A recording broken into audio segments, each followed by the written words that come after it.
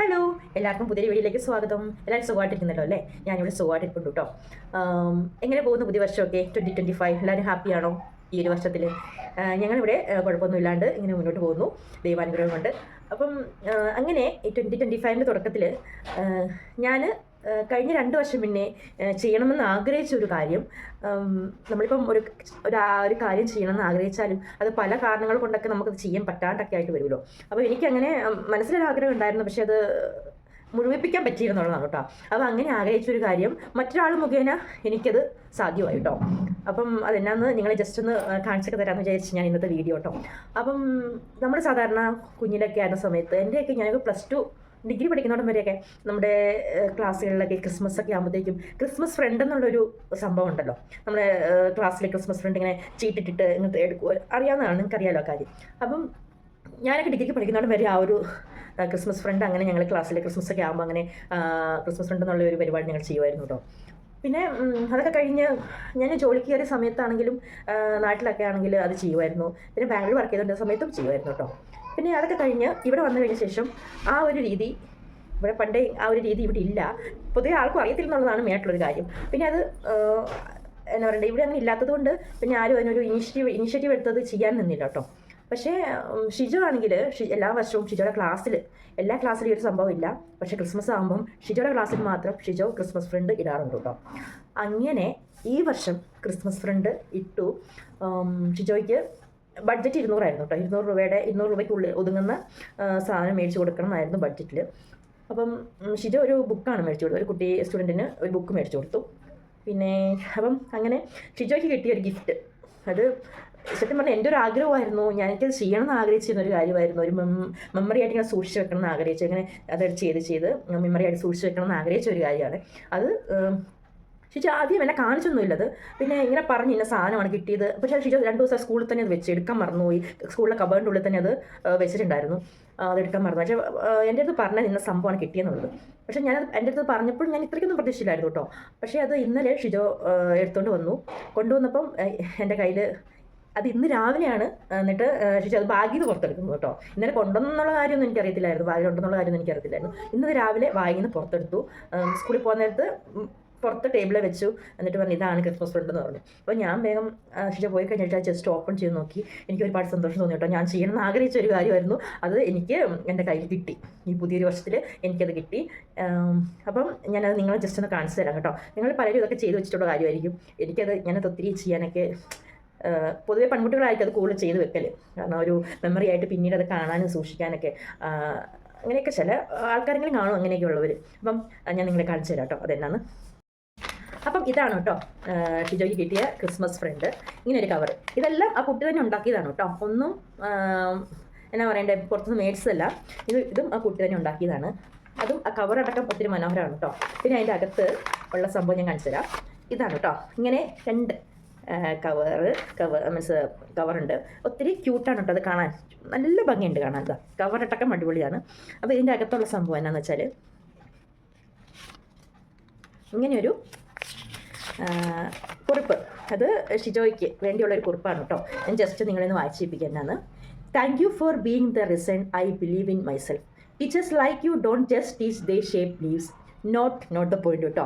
Not for internal marks. When I got your name on the paper, I was amazed. I was not able to decide what gift I should give you.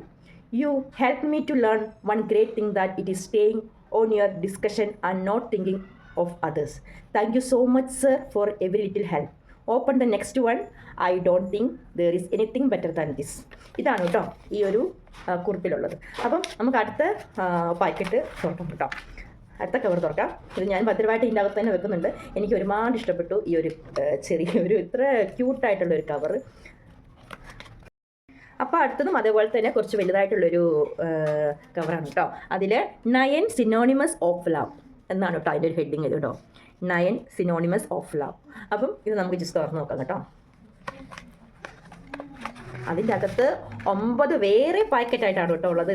ഇതുണ്ടോ, അതിൻ്റെ അകത്ത് 9 വേറെ പാക്കറ്റുകളായിട്ട് ആ കുട്ടി അതിങ്ങനെ നോക്കിയേ. ഇതുണ്ടോ, ഇങ്ങനെ 9 ഉണ്ട് കേട്ടോ. അപ്പോൾ നമുക്ക് ഓരോന്നോരോന്നും തുറന്ന് നോക്കാം എന്നാണ്.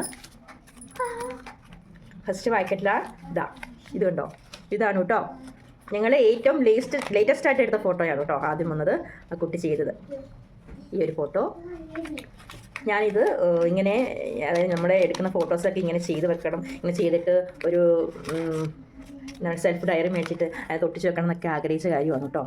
അപ്പോൾ അടുത്ത പാക്കറ്റ് ഇത് സെറയ്ക്ക് 2 വയസ്സുള്ളപ്പം എടുത്തൊരു ഫോട്ടോയാണ് കേട്ടോ.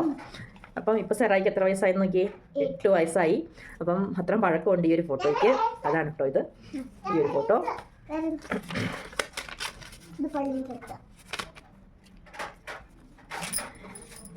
ഇത് അടുത്ത ഫോട്ടോ. ഇത് ഞങ്ങൾ ഗോവയ്ക്ക് പോയപ്പോൾ എടുത്തൊരു ഫോട്ടോയാണ് കേട്ടോ ഈ ഒരു ഫോട്ടോ. ഇതെല്ലാം ആ കുട്ടി അടിപൊളിയായിട്ട് കട്ട് ചെയ്ത് കവറിലൊക്കെ ആക്കി ഇങ്ങനെ കൊണ്ടുവന്ന് തന്നു. പിന്നെ അടുത്ത ഫോട്ടോ ഞങ്ങൾ ഗോവയ്ക്ക് പോയപ്പം ബീച്ചിൽ നിന്ന് എടുത്ത ഫോട്ടോയാണ് കേട്ടോ. ഇതാ ഈ ഒരു സംഭവം. എല്ലാം ഓരോ ഓർമ്മകളായിട്ട് ഇങ്ങനെ മെമ്മറീസ് ആയിട്ട് നമുക്ക് ഓരോ ഫോട്ടോ കാണുമ്പോൾ ഇങ്ങനെ സൂക്ഷിച്ച് വെക്കാം കേട്ടോ. അപ്പം നമ്മൾ മൊത്തത്തിൽ 4 തുറന്നു. ഇത് 5ാമത്തെയാണ് കേട്ടോ.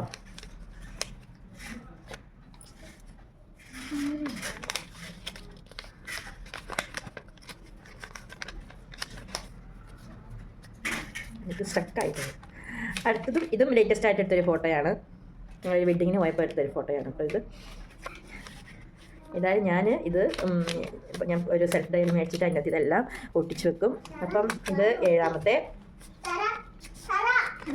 ഇതും അധികം പഴക്കമില്ലാത്തൊരു ഫോട്ടോയാണ് കേട്ടോ.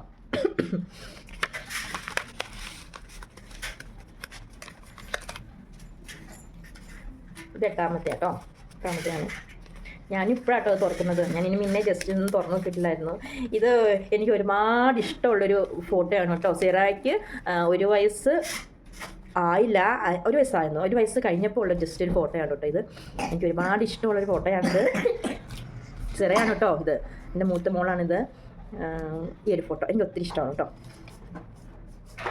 ഞങ്ങൾ ബാംഗ്ലൂർ ആയിരുന്ന സമയത്ത് എടുത്ത ഫോട്ടോയാണേ. അങ്ങനെ അത്. പിന്നെ ലാസ്റ്റ് ആൻഡ് ഫൈനൽ ക്രിസ്മസിന് വേണ്ടി എടുത്ത ഫോട്ടോ. ക്രിസ്മസ് ഫ്രണ്ടായിട്ട് ലാസ്റ്റായിട്ട് ഇത് ക്രിസ്മസിൽ ഞങ്ങൾ എടുത്തൊരു ഫോട്ടോയാണ്. കരോളിന് പോകുന്ന സമയത്ത് എടുത്തൊരു ഫോട്ടോയാണ് കേട്ടോ.